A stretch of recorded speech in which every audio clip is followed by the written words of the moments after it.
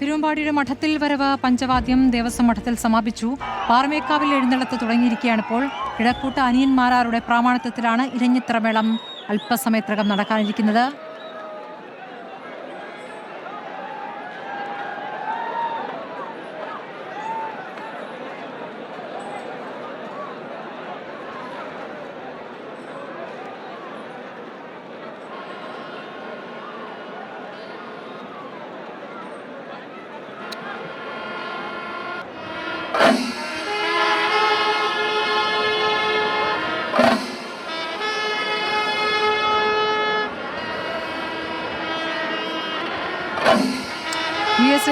രഞ്ജിത്ത്, ഇപ്പോൾ തിരുവമ്പാടിയുടെ മഠത്തിൽ വരവ് പഞ്ചവാദ്യം ഗംഭീരമായി അവസാനിച്ചു. കോങ്ങാട് മധുവന്റെ പ്രാമാണ്യത്തിൽ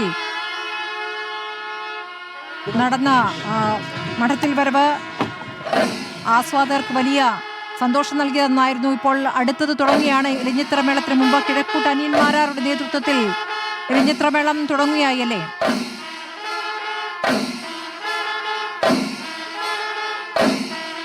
തിരുവമ്പാടി മഠത്തിൽ വരവിന്റെ പഞ്ചവാദ്യം സമാപിച്ചിരിക്കുന്നു. ഇപ്പോൾ പാറമേക്കാവിന്റെ എഴുന്നള്ളത്താണ്. ശരി, പറഞ്ഞോളൂ രഞ്ജിത്ത്.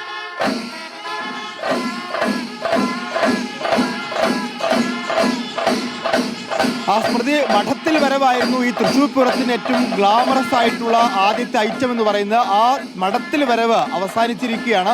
മഠത്തിൽ വരവ് പഞ്ചവാദ്യമാണ്. ഇനിയിപ്പോൾ 2:30 മണിക്കാണ് എലഞ്ഞിത്തറമേളമുള്ളത്. എലഞ്ഞിത്തറമേളമാണ് ഈ പൂരത്തിൻ്റെ ഏറ്റവും പ്രധാനപ്പെട്ട ഐറ്റം. അതായത് വടക്കുംനാഥൻ്റെ തിരുമുറ്റത്ത്, അതായത് ക്ഷേത്രത്തിനകത്ത് പാണ്ടിമേളം നടക്കും എന്നുള്ളതാണ്. എനിക്കിപ്പോൾ അർജുൻ കല്യാട് കൂടി ചേരുന്നുണ്ട്. അർജുൻ, ഈ പാണ്ടിമേളം സാധാരണ ക്ഷേത്രത്തിനകത്ത് അനുവദനീയമല്ല. അർജുൻ ഒരു മേളക്കാരൻ കൂടിയാണല്ലോ. അപ്പോൾ ഇലഞ്ഞിത്തറ മേളത്തിനാണ് ഈ പൂരത്തിൽ വലിയ ആരാധകരുണ്ട്. തീർച്ചയായിട്ടും. അതായത് മതിൽക്കകത്ത്, ക്ഷേത്ര മതിലകത്ത് പാണ്ടി കൊട്ടുന്ന ഒരേ ഒരിടം തൃശ്ശൂരിലെ വടക്കുംനാഥ സന്നിധിയാണ്. പാണ്ടിമേളം എന്ന് പറയുന്നത് ഒരു ക്ലാസിക്കൽ സിംഫണി, അതായത് ലോകം ശ്രദ്ധിക്കുന്ന ഒരു ക്ലാസിക്കൽ സിംഫണി എന്നറിയപ്പെടുന്ന കിഴക്കൂട്ട് അനിയന്മാരുടെ കഴിഞ്ഞ തവണയൊക്കെ പെരുവനൊക്കെ ആയിരുന്നു. പക്ഷേ കിഴക്കൂട്ട് അനിയന്മാരാണ് കഴിഞ്ഞ 2-3 വർഷമായിട്ട് ഇലഞ്ഞിത്തറ മേളത്തിന് പ്രാമാണിത്വം വഹിക്കുന്നത്. ഏറ്റവും പ്രധാനമായിട്ടും ഈ പറയുന്നത് പതികാലത്തിൽ തുടങ്ങി കൊമ്പ് പറ്റും, കുഴലുമൊക്കെ ഇങ്ങനെ കൊലുമ്പി, അതൊരു വല്ലാത്തൊരു അനുഭൂതി കൂടിയാണ് ഈ പറയുന്ന ഇലഞ്ഞിത്തറ മേളം എന്ന് പറയുന്നത്. മേളത്തിന്റെ ലയനമുണ്ട് അതിനകത്ത് അല്ലേ? അതിൽ ഈ ചെണ്ടയാണെങ്കിലും കുഴലാണെങ്കിലും ഇലത്താളമാണെങ്കിലും അതിങ്ങനെ ലയിച്ചു ചേരുന്നതിന്റെ ഒരു താള ഭംഗിയുണ്ട്. അതായത് ആദ്യം ഈ പറയുന്ന പാണ്ടിമേളത്തിന്റെ തുടക്കം എന്ന് പറയുന്നത് ആദ്യം കൊമ്പിൽ എന്ന് പറഞ്ഞ മാതിരി ഇടയ്ക്കൊരു ചെണ്ടയും അതുപോലെ തന്നെ വലന്തല ചെണ്ടയൊക്കെ ഇടയിലൊന്ന് വീണു. അതിനുശേഷം പിന്നെ വീണ്ടും വീണ്ടും വീണ്ടും ഇങ്ങനെ മുറുകി അതിൻ്റെ ഏറ്റവും അത്യുന്നതിയിലേക്ക് എത്തുമ്പോൾ ആവേശത്തിൻ്റെ ഒരു കൊടുമുടിയിലേക്ക് നമ്മൾ എത്തുന്ന ഒരു കാലം ഇങ്ങനെ മാറുമ്പോഴേക്കും പ്രേക്ഷകർ ഈ കേൾവിക്കാരൻ്റെ മനസ്സിൽ ഇങ്ങനെ താളം മുറുകി വരും. തീർച്ചയായിട്ടും. നമ്മൾ ആദ്യം പതികാലത്തിൽ തുടങ്ങുമ്പോൾ നമ്മുടെ പാദം നിലത്തുറച്ചിരിക്കും. പക്ഷേ അതിൻ്റെ ഏറ്റവും അവസാനത്തെ കാലത്തിലേക്ക് എത്തുമ്പോൾ പാദം ഉയരും, കൈകൾ ഉയരും, മനസ്സുയരും, ആനന്ദത്തിൻ്റെ അനുഭൂതിയും ഉയരും. അങ്ങനെ എന്താ പറയുക, അതിൻ്റെ ഒരു അനുഭൂതി ലെവലിലേക്ക് അങ്ങ് മാറും. എവിടെന്നാ വരുന്നത്? ചാവക്കാട്. ഞങ്ങൾ അയ്യന്തോളാണ്. അയ്യന്തോൾ ദേശം. അതെ. നിങ്ങള് അയ്യന്തോൾ ദേവിയുടെ എത്തിയോ? എത്തിയില്ലോ. നേരത്തെ എത്തി ഞങ്ങൾ. എവിടുന്ന്? മുമ്പ് എത്തിയിട്ടുണ്ട്. അയ്യന്തോൾ ദേശം അവിടെ എത്തിയിട്ടുണ്ട്. പിന്നെ ചെറിയൊരു സങ്കടം ഉണ്ട് മനസ്സിൽ, നമുക്കറിയാലോ. പക്ഷെ പൂരം നടക്കണം, അത് നമ്മുടെ ദേശക്കാരുടെ ഒരു ആവശ്യമാണ്. എന്ന് പറഞ്ഞാൽ നമുക്ക് ഒരു വർഷത്തെ കാത്തിരിപ്പ്. അതെ, തീർച്ചയായിട്ടും. വളരെയധികം കാത്തിരിപ്പോടുകൂടി കിട്ടിയ ഒരു പൂരാണ് നമുക്കിത്. അത് നമുക്ക് ആവേശത്തോടും ഉഷാറോടും നമ്മൾ നടത്തുന്നു. അപ്പോൾ അതാണ് ഏതായാലും പൂരത്തിന്റെ ആവേശം എന്ന് പറയുന്നത് ഇത്തവണയും ഒട്ടും ചോർന്നു പോയിട്ടില്ല. വെടിക്കെട്ട് ഒഴിവാക്കിയിട്ടുണ്ട്, കുടമാറ്റത്തിന്റെ സമയം കുറച്ചിട്ടുണ്ട്. പക്ഷെ പൂരം ഒരു മേളമാണ്. മേളം എന്ന് പറയുന്നത് താളത്തിന്റെ മേളം മാത്രമല്ല കേട്ടോ, ഒരു കൂടിച്ചേരൽ കൂടിയാണ് ഈ പൂരം എന്ന് പറയുന്നത്. ഒരു കാര്യം ശ്രദ്ധിച്ചോ, ഈ പറയുന്ന പൂര നഗരിയിലുള്ള എല്ലാത്തിലും ഒരു താളമുണ്ട്, ഒരു മേളമുണ്ട്. അതായത് ഈ പറയുന്ന ഇലകളാടുന്നത് പോലും ഒരു താളത്തിൽ തന്നെയാണ് ഈ പൂര നഗരിയിൽ ആളുകൾ സഞ്ചരിക്കുന്നത്, നടക്കുന്നത്, ഇരിക്കുന്നത്. ഇവിടെ പിന്നെ കച്ചവടം നടത്തുന്ന ചേട്ടന്മാർക്കൊരു താളമുണ്ട്. വിശറി വീശുമ്പോൾ പോലും, കനത്ത ചൂടിൽ വിശറി വീശുമ്പോൾ പോലും അതിനകത്തൊരു താളം മേളനഗരിയിൽ, പൂരനഗരിയിൽ കാണണമെങ്കിൽ കാവ്യാത്മകമായിട്ട് ഒരു കാര്യം കൂടി പറയും. പ്രകൃതിയിലൊരു കുടമാറ്റം നടക്കുന്നുണ്ട്. ഇടയ്ക്കിങ്ങനെ വെയിൽ മൂക്കുന്നു, ഇടയ്ക്ക് ആ വെയിൽ കുറയുന്നു അല്ലേ? ചൊല്ലും പറയുന്നില്ല. ഓക്കെ. പ്രകൃതിയിലെ ഒരു കുടമാറ്റം നടക്കുന്നുണ്ട്. കാരണം ഈ പ്രകൃതി ഇടയ്ക്ക് നല്ല വെയിൽ മുക്കും, ഇടയ്ക്ക് ഇങ്ങനെ വെയിൽ താവും. ഇപ്പം നമ്മളിങ്ങനെ ഒരു തണലത്താണ് നിൽക്കുന്നത്. നേരത്തെ നല്ല പൊരു വെയിലായിരുന്നു. ആ വെയിലാണെങ്കിലും വെയിൽ ചായുമ്പോഴാണെങ്കിലും ഒരു ചെറിയ വിഷറിയുമായിട്ട് ഈ മേളപ്പെരുമയിൽ ഇങ്ങനെ മേളത്തിലൊപ്പം ഇങ്ങനെ താളം പിടിച്ചുകൊണ്ട് ഇങ്ങനെ ആൾക്കാർ നിന്നുകൊണ്ടിരിക്കുകയാണ്. ഒരു കാര്യം കൂടി ചോദിക്കട്ടെ, ഇന്നത്തെ ഈ 15 മിനിറ്റുള്ള കുടമാറ്റം അത് 15 മിനിറ്റിൽ ഒതുങ്ങാനുള്ള സാധ്യതയുണ്ടോ? അത് 15 മിനിറ്റ് നേരത്തെ ജെയ്സൺ ജാമോളപ്പ് സൂചിപ്പിക്കുകയായിരുന്നു. ഈ ക്ഷേത്രത്തിനകത്തുനിന്ന് പുറത്തേക്ക് ഇറങ്ങുന്നതോട് കൂടിയാണ്, പുറത്തേക്ക് ഇറങ്ങി അത് ഇങ്ങനെ മുഖാമുഖം നിൽക്കുന്നതോട് കൂടിയാണ് സാധാരണഗതിയിൽ ഈ കുടമാറ്റം തുടങ്ങുക. ഇത്തവണ അവരിങ്ങനെ അകത്തുനിന്ന് പുറത്തേക്ക് ഇറങ്ങുമ്പോൾ ആ ഇറക്കം തൊട്ട് അവരുടെ കയ്യിലുള്ള കുടകൾ ഇങ്ങനെ മാറ്റിക്കൊണ്ട് അവർ നേരെ വന്ന് മുഖാമുഖം നിന്ന് അതിനുശേഷം അവർ കുറച്ച് കുടകൾ, എനിക്ക് തോന്നുന്നു 65 കുടകൾ സാധാരണ കുടമാറ്റത്തിന്റെ സമയത്ത് മാറ്റുമെങ്കിൽ ഇത്തവണ ഒരു 15 കുടകളിലേക്ക് അത് ചുരുങ്ങുമെന്നുള്ളതാണ് തോന്നുന്നത്. അല്ല, തത്വത്തിൽ ഈ കുടമാറ്റം അല്പം നേരത്തെ തന്നെ, അതായത് ഈ മുഖാമുഖം നിൽക്കുന്നതിന് മുൻപ് തന്നെ കുടമാറ്റം തുടങ്ങുമെന്ന് അർത്ഥം അല്ലേ? മുഖാമുഖം നിന്നുകൊണ്ട് ചടങ്ങായി നടക്കുന്ന കുടമാറ്റം കുറച്ച് നേരത്തെ തന്നെ തുടങ്ങി ക്ഷേത്രത്തിന് പുറത്തേക്ക് ഇറങ്ങുന്ന തൊട്ട് കുടമാറ്റമായി മാറും എന്നുള്ളതാണ് നമുക്ക് ഇപ്പൊ മനസ്സിലാക്കാൻ സാധിക്കുന്നത്. അതായത് ഈ പറയുന്ന 15 സെറ്റ് കുടകൾ എന്നതിനപ്പുറത്തേക്ക് അത് മുഖാമുഖം നിൽക്കുമ്പോൾ 15 സെറ്റ്, അതിന് മുൻപേ തന്നെ ഈ പറയുന്ന കരുതി വെച്ച കുടകളെല്ലാം തന്നെ മാറ്റും എന്നുള്ളതാണ് നമുക്ക് മനസ്സിലാക്കാൻ കഴിയുന്നത് അല്ലേ? അപ്പൊ ഏതായാലും ഘടകപൂരങ്ങൾ ഓരോന്നോരോന്ന് വന്നു. ആദ്യം കണിമംഗലം ശാസ്താവായിരുന്നു. അർജുനാണ് കണിമംഗലം ശാസ്താവിന്റെ അടുത്ത് എല്ലാ തവണയും പോകുന്നത്. ഇത്തവണയും അർജുൻ പോയി. അങ്ങനെ 8 ഘടകപൂരങ്ങൾ ഇവിടെ എത്തിക്കഴിഞ്ഞിപ്പോൾ. തീർച്ചയായിട്ടും 8 ഘടകപൂരങ്ങൾ എത്തി. ഇനിയിപ്പോൾ ഈ പറയുന്ന പാറമേക്കാവിലും തിരുവമ്പാടി ഭഗവതി, ഈ തിരുവമ്പാടി ഭഗവതി എന്ന് പറയുമ്പോഴും തിടമ്പ് കൃഷ്ണൻ്റെതാണ്.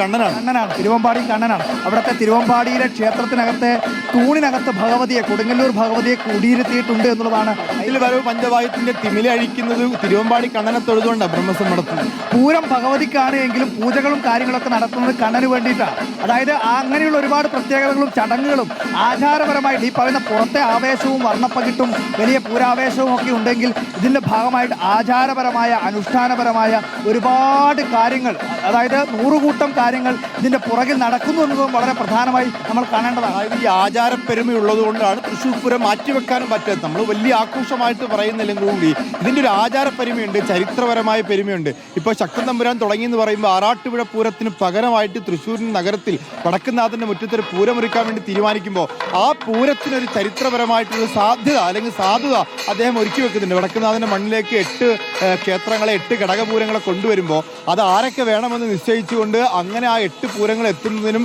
അതിന് തുടക്കം കുറിക്കുന്നതിനും ഒക്കെ ഒരു ചരിത്രവും ആചാരപരമായിട്ട് പ്രത്യേകതയൊക്കെ ഉണ്ട്. വടക്കുന്നാഥൻ്റെ മുറ്റത്തേക്ക് നെയ്തലക്കാവിലെ ഭഗവതി ആദ്യമായിട്ട് തിടമ്പേറ്റി വരുന്നു. ആ തിടമ്പേറ്റ് അത് പൂര വിളംബരമായി മാറുന്നു. അതിനുശേഷം പിറ്റേന്ന് മുതൽ 8 പൂരങ്ങൾ വരുന്നു.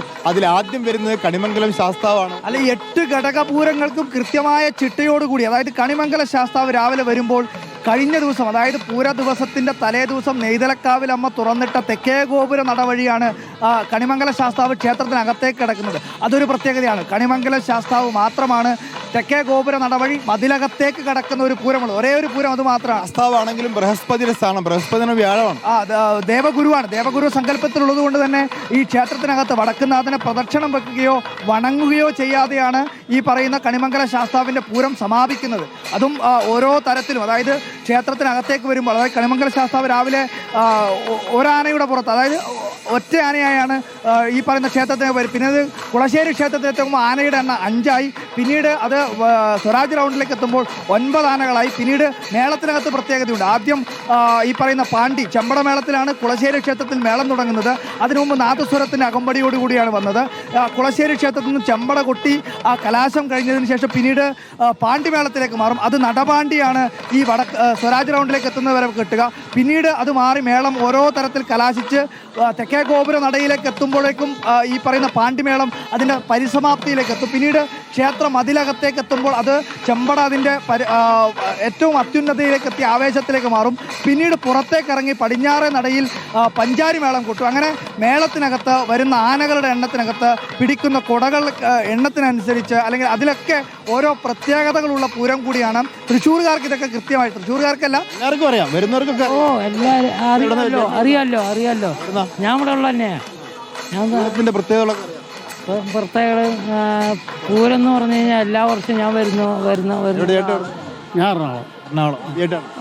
ഞാൻ എല്ലാ കൊല്ലവും വരും. പൂരത്തിന് ഏറ്റവും കൂടുതൽ അട്രാക്ട് ചെയ്യുന്ന ഘടകം ഏതാ? മേളം തന്നെ. മേളം. അലഞ്ഞിത്ര മേളമാണോ മടത്തിൽ വരവാണോ കൂടുതൽ? രണ്ടുണ്ട്. പഞ്ചവാദ്യമാണോ ചെണ്ടയാണോ കൂടുതൽ? തിരുവമ്പാടി പഞ്ചവാദി ഇവിടെ അലഞ്ഞിത്രമേളോ അതാണ് ഗംഭീരം. അത് കാണാനാണ് ആൾക്കാർ ഏറ്റവും കൂടുതൽ. പിന്നെ വെടിക്കെട്ടുകൂടി ഇല്ലെന്ന് പറഞ്ഞപ്പോൾ ഒത്തിരി ആൾക്കാർക്ക് കുറവായി. നാടിന്റെ സങ്കടത്തോടൊപ്പം ചേരുക എന്നുള്ളതാണ്. അതോടുകൂടി ചേരുന്നു. അല്ലാണ്ട് എന്താ ചെയ്യുക? ഇത് കൊടി കയറി പോയില്ലേ? അത് പാർലമെന്റ് സെക്രട്ടറി പറഞ്ഞില്ല. കൊടി കയറി പോയ കാരണമാണ് അങ്ങനെ ഉണ്ടായത്. കൊടികേറിയ ഉത്സവം നടക്കട്ടെ എന്നുള്ളത് തന്നെയാണ്. ഏതായാലും ഈ തിരുവമ്പാടിക്കാരെയും പാറമേക്കാരുടെയും ഒക്കെ ഒരു പരസ്പരം ഒരു സ്നേഹത്തോടു കൂടിയുള്ള ഒരു മത്സരം കൂടിയുണ്ട്. ആ മത്സരം കുടമാറ്റത്തിലേക്കാണ്. ആ കുടമാറ്റത്തിന്റെ മത്സരം ഇത്തവണ കുറച്ച് കുറയും, അതിന്റെ മാറ്റി കുറച്ച് കുറഞ്ഞാലും ആ കുടമാറ്റം നടക്കും. പക്ഷെ 6 മണിക്ക് ശേഷം പിന്നീട് വെടിക്കെട്ടിന് വേണ്ടിയുള്ള കാത്തിരിപ്പ് ഇത്തവണ ആവശ്യമില്ല. അല്ല, ഇത്തവണ വെടിക്കെട്ടില്ല. ആചാരപരമായ ഒരു കഥനയോ ഒരു കുഴിമിന്നലോ മാത്രം അത് ആചാരപരമായിട്ടുള്ള ചടങ്ങ് പൂർത്തീകരിക്കാൻ വേണ്ടി അത് സ്വാഭാവികമായി ചെയ്യേണ്ടത് തന്നെയാണ്. കാരണം അത്രയും വലിയൊരു അപകടം നടക്കുമ്പോൾ സ്വാഭാവികമായിട്ടും ആ കുടുംബത്തോടും ആ പറയുന്ന നാടിനോടും ആ പറയുന്ന ജോലിയിൽ ഏർപ്പെട്ടവരോടൊക്കെ അവരുടെ വേദനയോടൊപ്പം നിൽക്കുക എന്നുള്ളത് ഈ ക്ഷേത്ര ദേവസ്വത്തിൻ്റെയും നാട്ടുകാരുടെയൊക്കെ ആവശ്യമാണ്. പക്ഷേ ഈ ദേവസ്വം ഒക്കെ പറയുന്നത് പോലെ ആചാരപരമായി കൊടിയേറ്റം നടത്തിക്കഴിഞ്ഞാൽ സ്വാഭാവികമായും പിന്നെ ആ പൂരം നടത്തേണ്ടത് എന്ത് വലിയ പ്രതിസന്ധി ഉണ്ടായാലും പൂരം നടത്തേണ്ടത് തീർച്ചയായിട്ടും ആ കൊടിയിറക്കം നടത്തണം. അത് ഒരു ചടങ്ങാട്ടോ. കൊടിയേറ്റം എന്ന് പറയുന്നത് ക്ഷേത്രത്തിലെ ഭഗവാന്റെ ഒരു ആ കുണ്ടലിനി ഉണർന്ന് അതിൻ്റെ സഹസ്രാര പത്മത്തിൽ ഉയർന്നെത്തുന്നതാണ്. ആ ഒരു ഉണർവ് അത് ആ നാട്ടിലത്തെ ഉത്സവമായിട്ട് ഉയർന്നു പൊങ്ങണം എന്നുള്ളതാണ് അത് ചടങ്ങിൻ്റെ ഒരു ആചാരപരമായിട്ടുള്ള ചടങ്ങെന്ന് പറയുന്നത്. മേളവും കുടമാറ്റവും വെടിക്കെട്ടും ഒക്കെ അതിൻ്റെ ആഘോഷത്തിൻ്റെ ഭാഗമാണെങ്കിൽ ആചാരപരമായ പ്രത്യേകതകൾ കൂടി ഉത്സവത്തിന് ക്ഷേത്രത്തിനകത്ത് പൂജയും വഴിപാടുമായിട്ട് ബന്ധപ്പെട്ടൊക്കെ ഉണ്ട്. അപ്പോൾ അതൊക്കെ കൃത്യമായി അതിൻ്റെ ഭാഗമായി നടക്കണം എന്നുള്ളതുകൊണ്ടാണ് തൃശ്ശൂർ പൂരം ഇത്തവണയും വളരെ കൃത്യമായി നടക്കുന്നത്. ഈ മേളത്തിന് അതിൻ്റെ ആരാധകരുണ്ട്, ആനകൾക്ക് ആനച്ചന്തത്തിൽ അതിൻ്റെ ആരാധകരുണ്ട്. ഇത്തവണ നോക്കൂ, ഈ രാമനെ കാണാൻ വേണ്ടിയുള്ള ആൾക്കാർ എല്ലാ തവണയും ഉണ്ടാവാറുണ്ട്. ഇത്തവണയും രാമനെ കാണാൻ വേണ്ടി ധാരാളം ആൾക്കാർ വന്നു എന്നുള്ളത്. സത്യത്തിൽ ഈ തെക്കേ ഗോപുര നട തുറന്ന് നെയ്തലക്കാവിൽ അമ്മ വരുന്ന ആ ഒരു ഇവന്റ് ഉണ്ടല്ലോ, ആ ഇവന്റ് വളരെയധികം ജനശ്രദ്ധ നേടിയെടുക്കാൻ ഒരു പ്രധാനപ്പെട്ട കാരണമായി മാറിയത് തെച്ചിക്കോട്ടുകാവ് രാമചന്ദ്രനാണ്. ഗജവീരന്മാരുടെ ഒരു ഗജലക്ഷണങ്ങൾ എന്ന് പറയാം. ആ അഷ്ടഗജലക്ഷണങ്ങൾ തികഞ്ഞൊരാനയായിരുന്നു തെച്ചിക്കോട്ടുകാവ് രാമചന്ദ്രൻ. ഒറ്റക്കണ്ണിനൊരു കുഴപ്പമുണ്ടെന്ന് ഒഴിച്ചു നിർത്തിയാൽ ഇപ്പോഴും ആൾ പുലിയാണ്.